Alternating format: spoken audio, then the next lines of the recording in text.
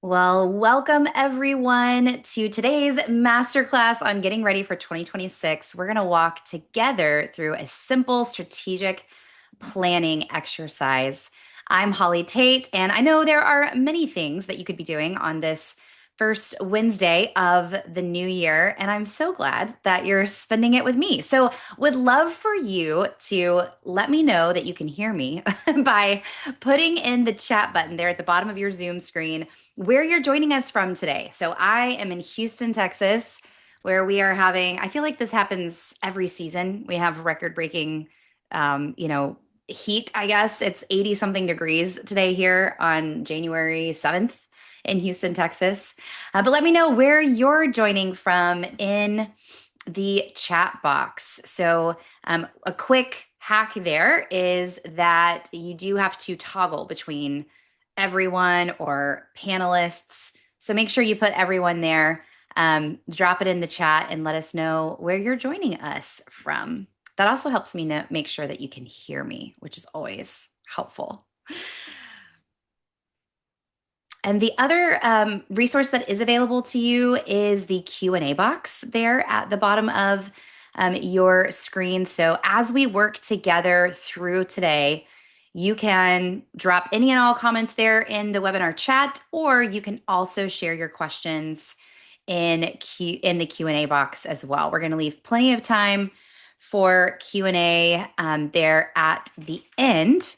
But feel free to drop your questions in the Q&A box or the chat as we go today. So some of you I know really well. Some of you we are meeting for the first time. So wanted to introduce, Ty, thank you for letting me know. Yeah, it did say if you have an outdated version of Zoom, it might not let you chat, which is always a bummer. But you can talk to me there in the Q&A box, like you just did, Ty. So we'll rock and roll today. So I'm going to let you know a little bit about me and LeadingSmart. I'm a senior consultant and executive coach with LeadingSmart, also co-host the LeadingSmart podcast. If you didn't know, we have a podcast that Tim and I drop weekly. We're currently in season 3, which is Leading in Real Time. And you can check all of that out at leadingsmart.com/podcast. I'm also the founder of my own company called The Ready Network. And before I founded that, I spent 9 years as vice president of marketing and business development at an organization called Vanderbloemen, where we helped churches and ministries and faith-based organizations build great teams. Before I left there to join Leader, which is a leadership development software company, we had over 600 churches on our platform there at Leader. I served as chief marketing officer. And most importantly, though, I'm a wife to Elliot. I am mom to Iris and an extreme extrovert. So, for those of you who know me, you know that that is true. And that is why I love webinars and masterclasses, because I love getting to learn from you and hearing what's top of mind for you as a leader. So, I want to walk you through today's agenda. This is going to be jam-packed today. So, what I'm going to teach you here in our hour together is typically when I do a certification on this process, which we'll talk about at the very end, it is a 2 half-day event. So, I am condensing this to teach you this simple strategic planning framework that you can take away today, contextualize in your own environment where you are in your church or your ministry. So grab your notes, grab your your notebook, whatever that might look like for you. Put your seatbelt on, and we're going to dive in. So the first thing we're going to do is talk about what is strategic planning. Then I'm going to walk you through the Ready framework, which is a 5-step process that you can take away today and start doing strategic planning for your organization. Then I'm going to equip you with what I call the Ready Rhythms workbook, which includes a 90-day roadmap to help you implement what we're learning today. And then we're going to leave lots of time for Q&A. So it looks like chat is disabled for quite a few of us. So I can see it on my end, but I see quite a few of you answering me in the Q&A. So we're going to try an experiment here. I'm going to drop a link in my webinar chat box. And if you could let me know if you can see that. If not, what we will do is I will, in the email recap, for those of you that are with us today, I will provide this template in the recap. But let me know if you're able to um, see that. Let's see. Okay, Allison says she can see it. Super helpful, Allison. Type says yes. Okay, perfect. Awesome. All right. Good. Thank you guys. That is so helpful. That's so strange that it won't let you type to me there, but you can get the links. But that's good news. So, what I want you to do is open that. I see many of you are already in there. This is a template. So, what I want you to do is go to File and then make a copy. And this is a quick guide. Everything that I'm going to walk you through today, I've condensed into this 3-page document. So if you want to have this up as we're working through today, you can even kind of put scratch notes or even fill in some of the answers. But just make sure you make a copy of this because you won't be able to type on this phone, but once you make a copy of it, you will be able to do so. So it looks like many of you are getting in there, which I love to see. All right. So first and foremost, what is strategic planning? I see a lot of leaders and teams get stuck on this idea of strategic planning because we all have different definitions or perceptions or expectations of what we mean when we say strategic plan. So I went to our trusted Webster dictionary online and looked at what is the definition of strategy and what is the definition of plan, and then created my own version of how I define strategic plan. So a strategy, according to Merriam-Webster, is a plan of action or policy designed to achieve a major or overall aim. Whereas a plan is a detailed proposal for doing or achieving something. I find that often leaders and teams use the term strategy and plan synonymously, which is where our teams can get confused. I hear many leaders say, we don't have a strategy for that, or we need a strategy for that. And then the team member says, sure, okay. And then they put together a plan and then they come back and present it. And the leader says, no, I'm looking for a strategy. And then everybody's frustrated because we feel like we've wasted time. And so when we say strategic plan, here's what we mean. It's a detailed plan of action to achieve something.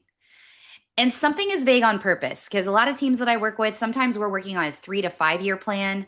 Sometimes we're working on what do we need to get done in the next 90 days? And we're going to touch on all of that today.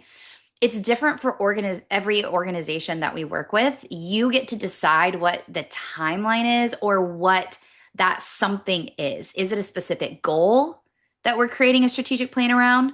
Or is this the overarching North Star of where we're trying to lead our organization in the next 1, 2, 3, 5 years?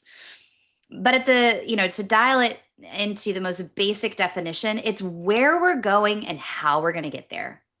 Where we're going and how we're going to get there. That is what we mean when we say a strategic plan. And so I left my role at Leader. I was there for 4 years as chief marketing and chief services officer there at Leader. And our mission was to help managers be better leaders. And I left there in February. I took a month to, not try to not do anything, which is really hard. Probably like a lot of you, really hard for me to do. And I will never forget, I was sitting on my couch one day journaling, and I just was really looking for clarity on how I could take what I've done intuitively for leaders and teams for the last 15 years and create a simple process around it. And I just started writing, and it was READY. And it's this simple framework to help us acknowledge where we are today, where do we want to go, and what steps do we need to take in order to get there? I see a lot of leaders and teams overcomplicate this idea of strategic planning. I see teams go on retreats. They'll spend 3 days away and come back with, really big, lofty, what feels overwhelming and unachievable goals for the rest of the team. And then the team is going, how in the world are we going to achieve this? I've got my normal job description that I've got to do all day, every day. And now my leadership team is asking me to accomplish these massive goals or pillars that they've kind of come down from the mountain with. And then other times I see teams that have 10, 15, 20, 30 page. I have seen whole binders of a strategic plan. And it's not that there's anything wrong with any of that. But I really believe that when we have simplicity, we're able to provide clarity for our team. And Brene Brown has this great quote that clarity is kindness.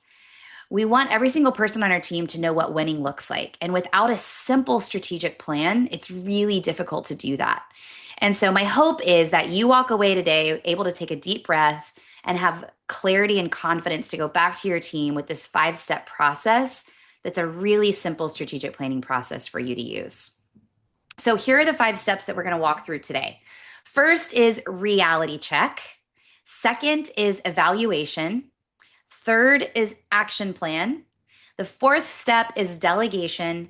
And the fifth step is barometer.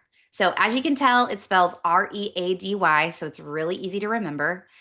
And we're going to walk through each of these today. I have for each of our steps, we're going to define each of these steps.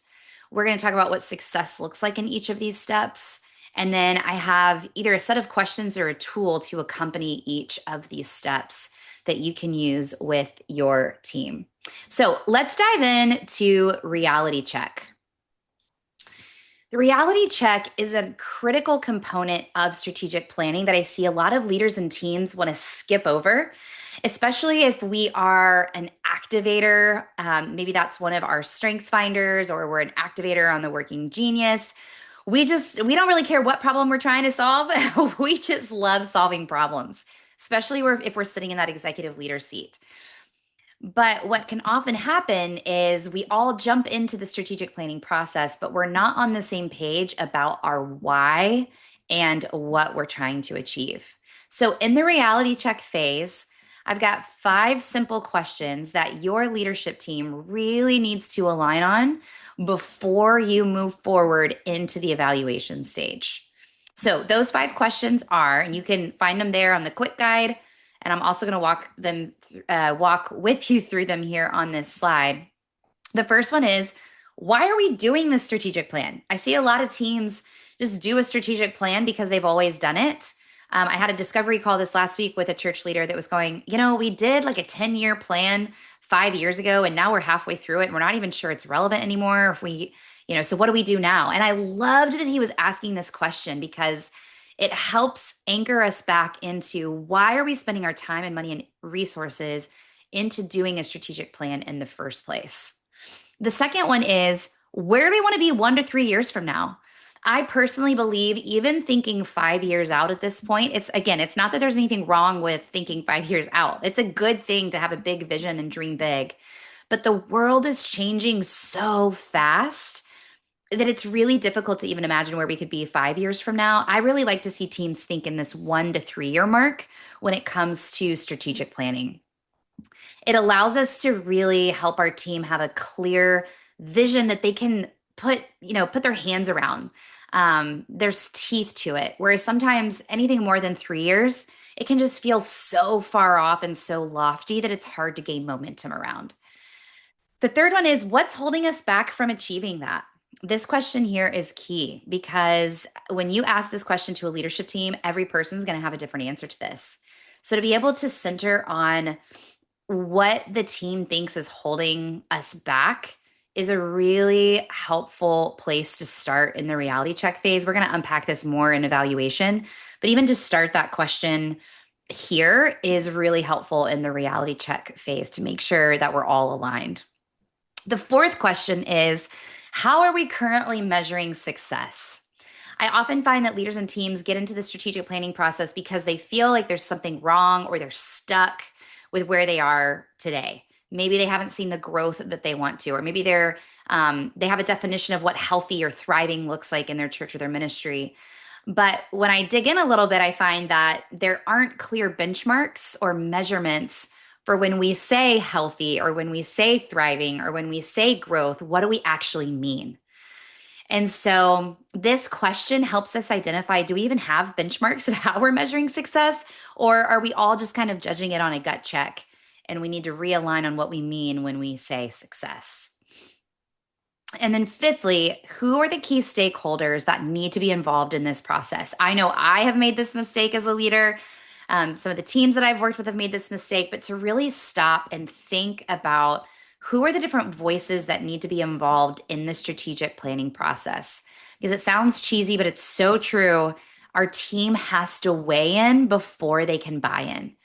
So, where strategic plans often lose steam or fizzle out is because we haven't brought the right people along early enough in the process. So, to name that early as a leadership team or as a board, every church or ministry's polity is different. But we want to make sure that we are identifying who are the key stakeholders that need to be involved. It doesn't mean that everybody has to be involved in every step of the process, but we get to decide whose voices need to be heard throughout the process and how can we bring them along in the journey so that they can buy into it when it's time to roll it out. So really what we're working towards here in the reality check phase is the answer to this question, or this statement, I should say. It sounds like we want X by Y, but aren't quite sure about ABC. It sounds like we want X by Y, but aren't quite sure about ABC. And what this allows us to do is to align everybody on our leadership team or on our board, whoever is the key decision makers here. It helps us align on why we're doing the strategic plan and what outcomes we're trying to achieve. It also helps us align on that date. Are we talking about a year from now? Or are we talking about 3 years from now? What is that date that we're aligning on when we say strategic plan? But where we feel stuck or we aren't quite sure, to be able to list those challenges out is a really helpful way to align the whole team. And this might go through a few iterations. Don't rush the reality check process. This stage is really important before we move into the evaluation stage because it helps us really evaluate the right things so that we can achieve the stated outcome. And so whether that's you or a consultant or somebody else that you're bringing in to help you with this strategic planning process, this is just a really helpful statement to get alignment on and anchor you back to throughout the entire process. All right, so that's the reality check process, or the reality check step, which is this first step of our 5-step process in the Ready framework. If you've got questions that are coming up, please do drop those in the Q&A box there, or if you are able to use the chat, drop them there too. But it looks like the Q&A box is working for us. Okay, so once the primary decision makers are all aligned on the answer to this statement, what outcomes they're trying to achieve by when, and what are the key challenges they're facing to achieve that outcome, then we can move on to the second step of the process, which is the evaluation stage. The evaluation stage is where we're going to be able to identify what's working and what's not working that's holding us back from achieving this outcome that we're setting out to achieve. This is a tool that I learned from an organization called the Patterson Center called the 4 Helpful Lists. It's so simple, but it is transformative in helping you really discover what each of your team members are thinking and holding on to in their role or from their perspective. So this is a collaborative exercise that you want to go through. Sometimes when we work with large churches, we go through this evaluation 4 helpful lists exercise with several different groups of people. Sometimes it's just the leadership team with a couple members of the board represented. It really depends on the context and polity of your organization. But start with your leadership team. If you don't know where to start with your leadership team and walking through these 4 questions together. So the first one is, what's right or what's working about our organization? These are the things that you want to optimize. These are our strengths. These are the things that we want to double down on. The second question is, what's wrong or what's not working? These are the things that we might want to improve. The third one is, what is missing? These are things that we might need to add in order to achieve this outcome that we've just stated in the reality check step of the process. And then the fourth is, what's confused or what's confusing? And these are the things that we need to clarify. It's really important as a facilitator of this process to make sure that you're as objective as possible, because what we want to do is create an environment that's safe enough for our team to provide that last 10% that they might be holding on to or scared to say. We really want everything to be left in the room when we're working through this process together. So, what's right? What's wrong? What's missing or what's confusing within our organization that is holding us back from achieving that outcome that we've just stated in the reality check process? So this is the 4 helpful lists exercise. I want to show you a real example of what this looked like when I was able to facilitate the evaluation stage for one of our clients. I love these big sticky notes. So this was an in-person facilitation where we took each of those questions and put them on one of those big sticky notes in the conference room. And this was a leadership team of 3 people. I've done this with all the way up to, goodness, probably closer to like 7 or 8 folks in the room. Any more than that gets a little bit too big. But as you can see, each person had a different color sticky note. And so we want to make sure that I usually put about, 2 to 3 minutes on the clock, and we go one question at a time and allow each person, you want to write one thought per sticky note. And then once everybody's done that, then we bring them up to put their sticky notes on the big sticky note and talk through them together. And as the facilitator, we're looking for patterns as the team is sharing, which is why you see the different sticky notes clumped together, because I'm really looking for patterns that are rising to the top from the room. So what's key about this is not one person saying, hey, here are the priorities that we need to work on in this strategic plan. It's very collaborative. It's coming from the team, which is a really important part of the process to get our team to weigh in so that they can buy in later. So what's right, what's wrong, what's missing, and what's confused? Now, what we're trying to do in the evaluation stage is to identify 3 key priorities that must be true in order for us to achieve that outcome that we've just agreed upon in the reality check stage. So, for example, let me go back a couple slides.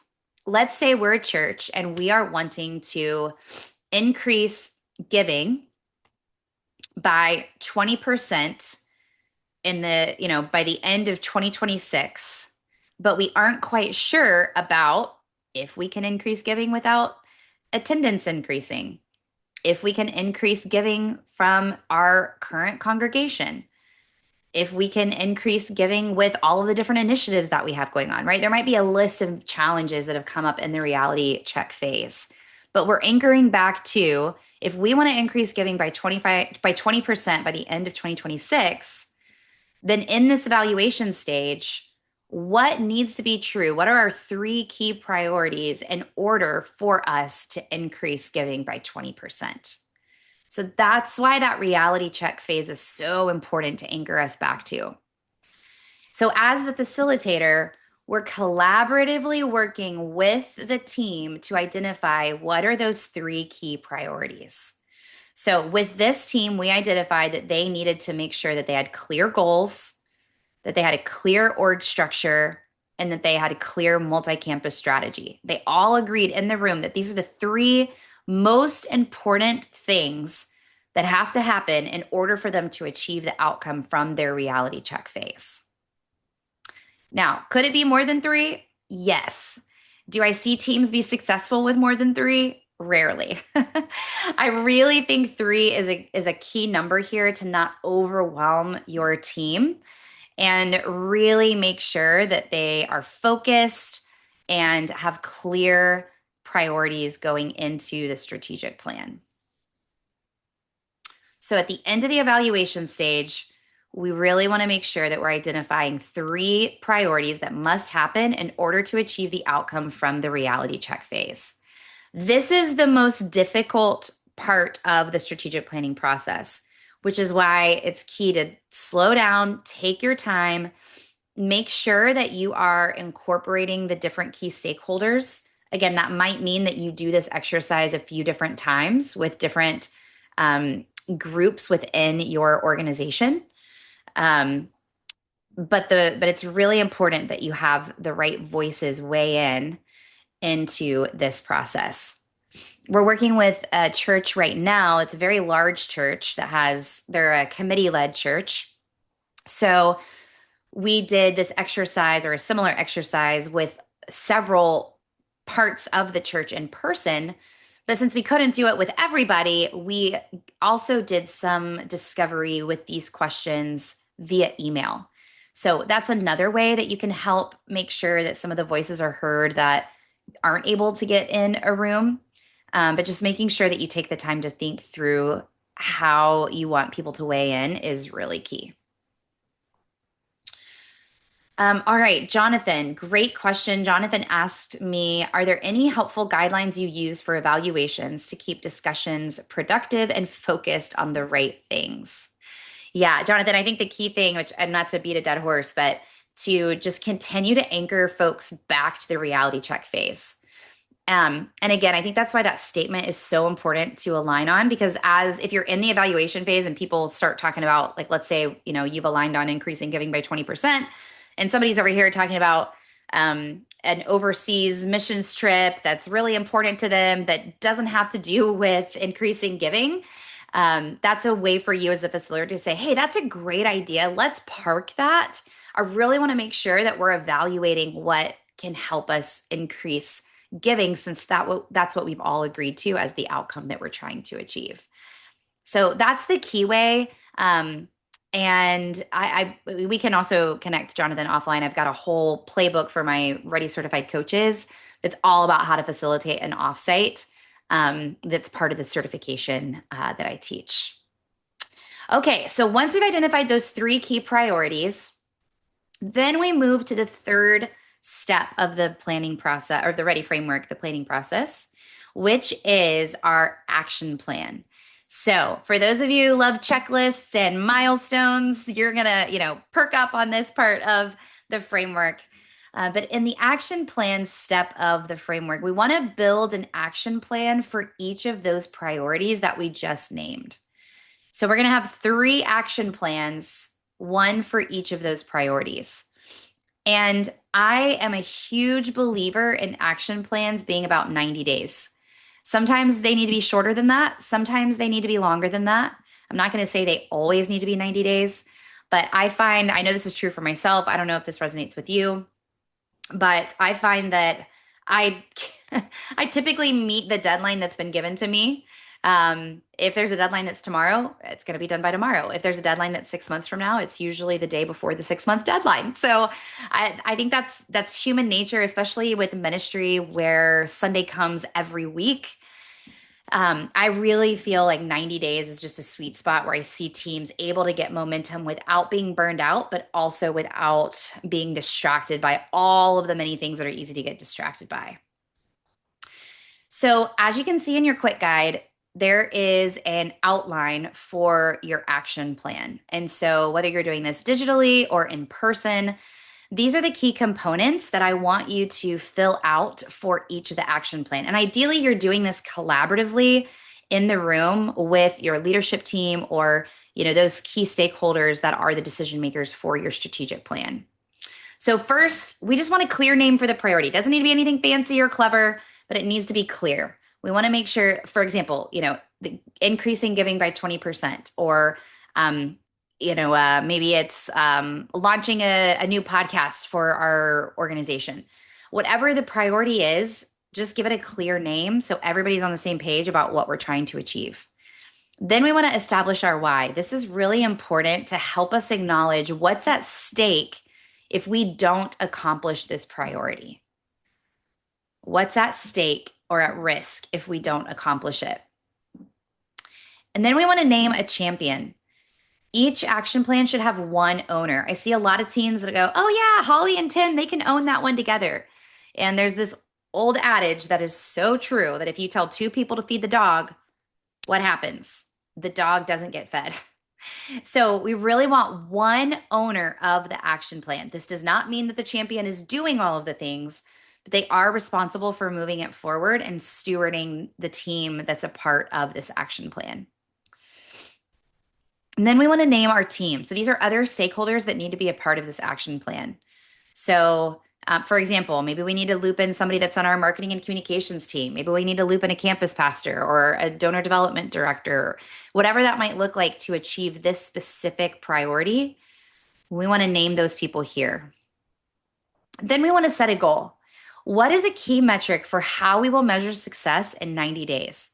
Ideally, this is quantitative because, again, clarity is kindness. But there's sometimes, especially in ministry, where we can't have a quantitative goal. It might be qualitative. But ideally, this is quantitative so that everybody is on the same page about what success looks like and how we will know we can officially check off the list and celebrate when this action plan is achieved. Then we've got our timeline. So again, I put an asterisk here because you know your organization best. If you're in an organization that's never done strategic planning before, or you're used to 10-year strategic plans, going from 10 years to 90 days can be whiplash and can be scary for a lot of teams. So that is really up to you. But I really do like to see 90-day action plans, because I just really feel like it helps us move forward on momentum and achieve the mission and goals that we're setting out to achieve. And then we've got our initiatives. So, what are the milestones that must happen for this action plan or this priority to be accomplished? I like to see about 5 to 7 milestones. I think 5 is ideal. These are our big, again, the word is milestones because these are like our mile markers on the highway every mile, right? This is not a comprehensive list of all of the tasks that have to be done, but these are our milestones that help us know that we're headed in the right direction towards achieving this priority. So you've got that outline there on your Google Doc quick guide, but here's an example of with this team, how we went from our 3 priorities to creating their action plan there in the room. And so as a part of their clear goals priority, right? You see right there, the priority was to set clear goals for their 5 drivers as a church. Why? Because they wanted to achieve a 30% increase in giving and a 50% increase in attendance last year. They've named their champion.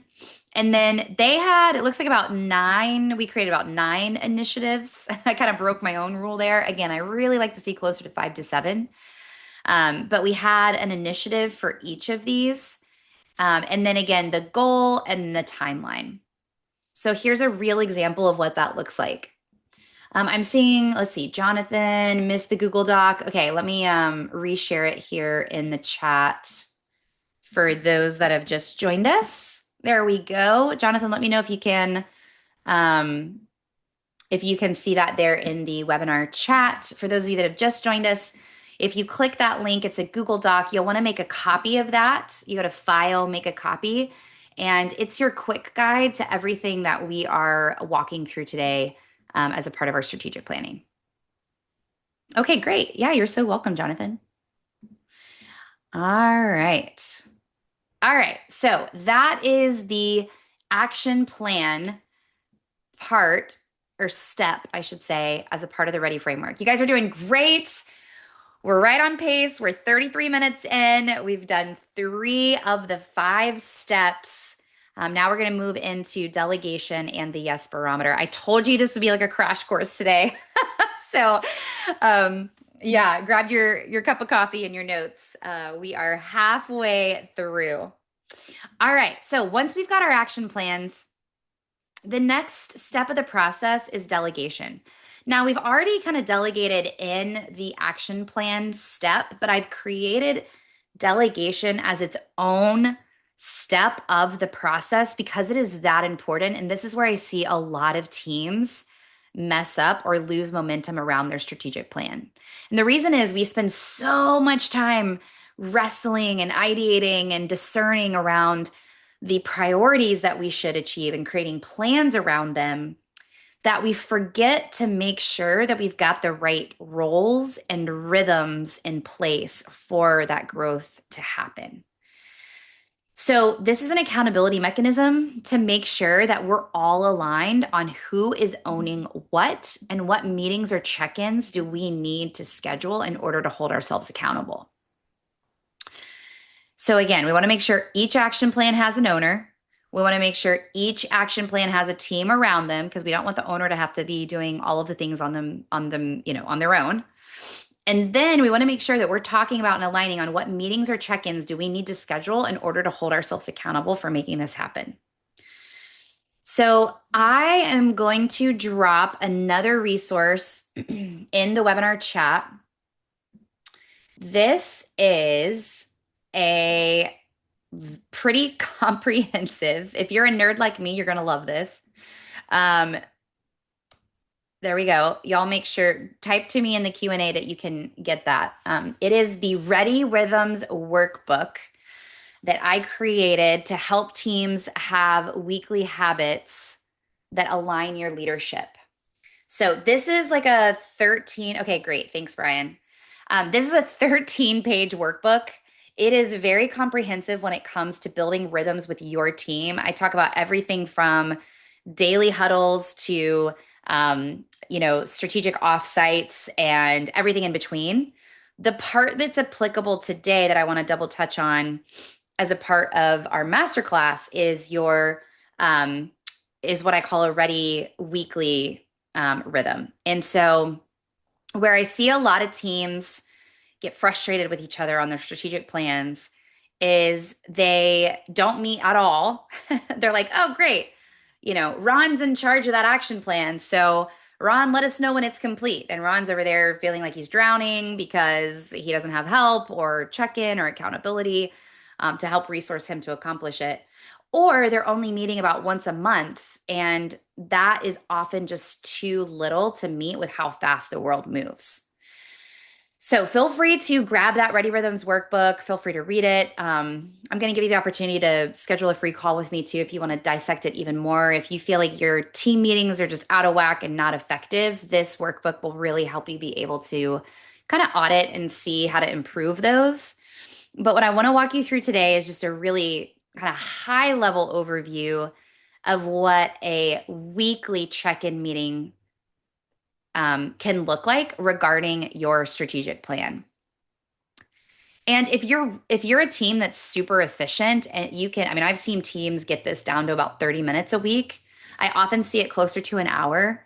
But it makes sense, like as you're rolling out your strategic plan for the first time, especially if this is the first time your team has done anything like this, they might be a little bit longer because your team's got to figure it out together. But the first thing we want to do is always, always, always, every meeting start with our mission and values. This anchors us back on our why. Why are we doing a strategic plan? It's to achieve our overarching mission as an organization. Then our quarterly focus. This is our overarching theme from that reality check stage, right? Is this the, increasing giving by 20%? Is this helping people, feel connected in their journey with Christ? Like whatever that is that your team has decided in the reality check stage, we're going to bring that up over and over again at the forefront of this meeting every single week. Then that's where we want to go to our key priorities. And so in the workbook, and actually even on your quick guide, you'll see, every week to have somebody rank it a red, yellow, green. How are we doing? And then the ready round is, what does each team member need to execute on, or where do they need other team members' help in order to turn that priority from a red or a yellow to a green? And then we want to end every meeting with what I call the delegation station, which is who does what by when and what should be communicated. This is what Patrick Lencioni calls the end of meeting discipline. And this is a really critical part to wrap up the meeting to make sure everybody's aligned, we're all on the same page, and we're rocking and rolling around our strategic plan every single week. So again, that's a high level. It's there on your quick guide, and then it's also in detail in your Ready Rhythms workbook if you want to go deeper into what that can look like for your team. All right. Last but not least, the last step of the strategic planning process is the yes barometer. So in my 15 years of working with teams and organizations, one of the things that I see derail teams more than anything is when a leader comes in after the strategic plan has already been decided and says, hey guys, I just got back from vacation and I think that we should do this really exciting new idea that has nothing to do with the strategic plan that everybody has already agreed on and rolled out. And what this does is it causes distrust and it can cause resentment from the rest of the team with that senior leader. And it's really difficult to rebuild that trust after this has happened time and time again.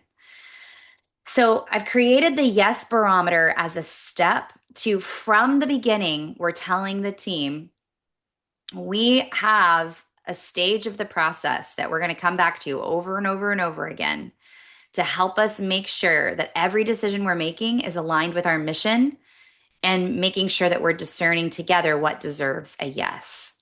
So the tool that I would love to give you in this stage of the process is what I call the yes test. I know this is a lot of words. We're going to walk through them together, but this has been transformative for teams to have this shared language together. Because what's really frustrating, especially to a visionary leader, what's really frustrating is that they hear no all the time. And that can harbor resentment from that senior leader to the rest of the team. To then what happens is we often see behavior where that senior leader then goes around everybody and just does the thing because they know they're going to hear no. So we don't want to just react with no, which is why the yes test is such a helpful tool to be able to collaboratively discern, bringing that visionary leader alongside the decision of, are we going to say yes to this? Are we going to say no to this? Or are we going to pause? So let's walk through them together. The first one is, does this align with our mission, vision, and core values? If it does not move us closer to who we're becoming or where we want to be, then it's not a yes. Because there are a zillion great ideas out there. But if it doesn't align with our mission, values, and core values, then it should be a no, or at least a pause. The second one is, does this directly support one of our top strategic priorities right now? So those 3 top priorities that we identified, does it directly support one of those? And this is I love this statement. A good opportunity at the wrong time is still a distraction.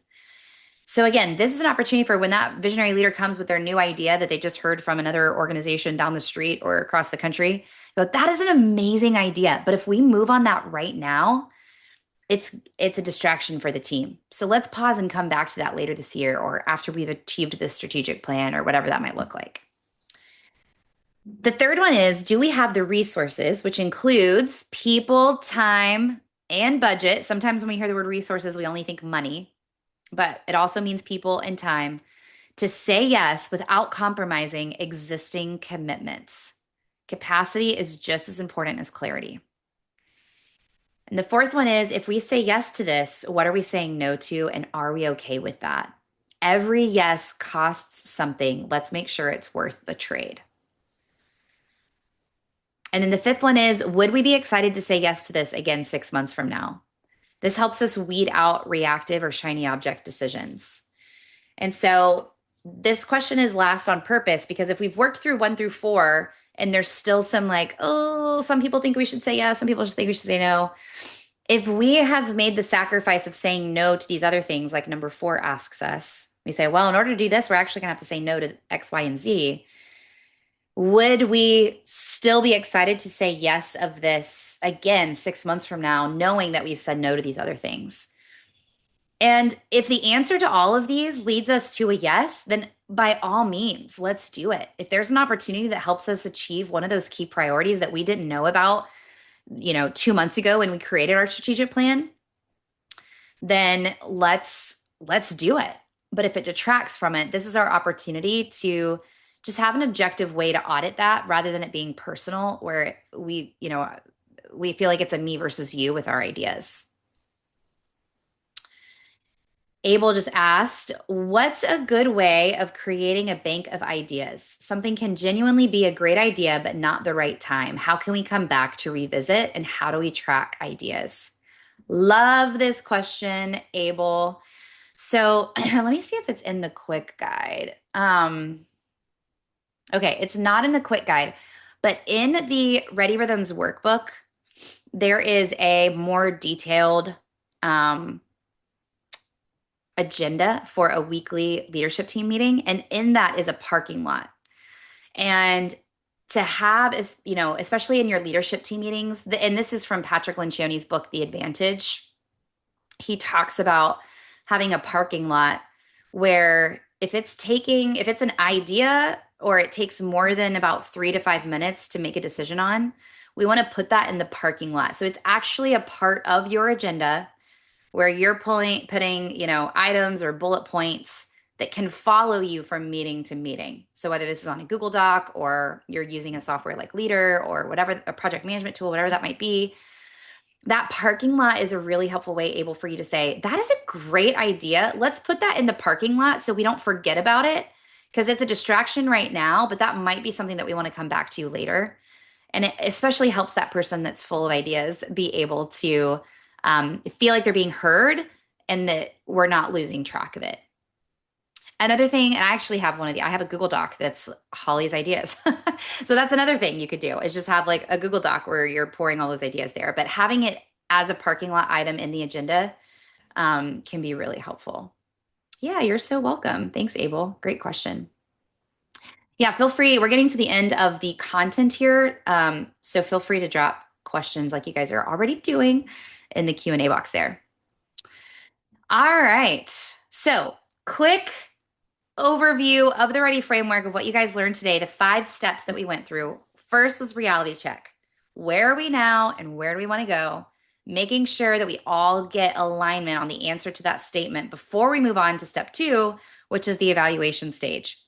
And here we're evaluating what's working and what's not so that we can identify those 3 top priorities that will encompass our strategic plan before we move on to the action plan. And we want an action plan for each of those 3 priorities. And our action plan answers the question, how are we going to get there? And then step 4 is our delegation step, making sure that we have clear answers for what are the rules and rhythms that we need in order to achieve. And then number 5 is the yes barometer. What deserves a yes? Using the yes test as a way for us to discern what to say yes to and what to say no to. All right. Well, I wanted to give you guys a couple of 2 next steps, actually. So the first is I have created a certification. If you loved this today and you are someone, you're a leader or you're a coach that helps others with strategic planning, or in your seat in your role in the organization, you're doing a lot of facilitation, would invite you to come get ready certified. So in 2025, I took 21 leaders through the certification process. This picture is an example of one of those. I think I did five or 6 certifications last year. I'd love to have you join us. So that is your first opportunity. It's February 5th and 6th. It's all virtual, like you're seeing here on Zoom, in 2 half days. And then the second thing is I would love to meet with you with a free discovery call. So whether you feel stuck or overwhelmed with strategic planning or any of the areas that we help organizations with here at LeadingSmart, that often looks like succession planning, board governance. We also what we call strategic advising, which is what we're doing today, which is really helping you identify where are you stuck as an organization and how do you move forward? Sometimes that's, a leadership restructuring. Sometimes that's working on strategic planning. Sometimes it's multi-site strategy. Like it's kind of a across the gamut on that strategic advising, but it's someone who's been there, that's a coach and a guide that can help walk you through where you are today and where you want to be. And then lastly, executive coaching. So I spend a lot of my time at LeadingSmart doing one-on-one executive coaching, just helping leaders reach their full potential and be the best they can be for themselves and their teams. So you can email me, holly@hollytate.com. You can also email Tim. That's tim@leadingsmart.com. And then let me there's a link here. And while I'm dropping this, y'all put your questions there in the Q&A box. In the chat, I'm also dropping the Calendly link. This is where you can book a time on my calendar. You can book a 20-minute slot for us to connect and talk about anything we've talked about today or any of those areas, succession, board governance, strategic advising, or executive coaching. where Leading Smart can be helpful to you. So I would love to do that. All right. With that, Abel has another question. And so yeah, feel free you guys to drop your questions in the Q&A box, anything that came up today. If you have a question about it, it probably means somebody else does too. So Abel says, is this ready framework easily contextualized to lay leaders? All of my lead teams, which are key leaders, carry weight in the ministry, are lay leaders. Does this translate well? Yes, Abel, absolutely. I've used it with, full-time, part-time lay leaders, any and everything. So it's really just a clarifying process to help align everybody on what the work is that the whole team agrees needs to be done and how we're going to do it. Remember, a strategic plan is where we're going and how we're going to get there. So absolutely. All right, I'm going to clear out some of the other ones here, but feel free to drop questions here. I'm going to monitor them as they're coming in. Would love to hear if you guys too are, if anybody has their strategic plan already done for 2026, who's in the midst of it. Let me know. Would love to hear. Oops, let's see. Dan. Okay, Dan said, I joined a bit late. Is there a link to the slide deck that could be shared? Yes, Dan, I will send I'll send a recap email to everybody that attended today. And then also, Dan, I don't know if you can see the chat, but there's a Google Doc here that is a template that we worked through together today that align with the slides as well. Thanks, Julie. Good to see you too. Oh, thanks, Tim. Good to see you. All right. Any other questions, you guys? It's good to see some of these names on here. No question is a dumb question.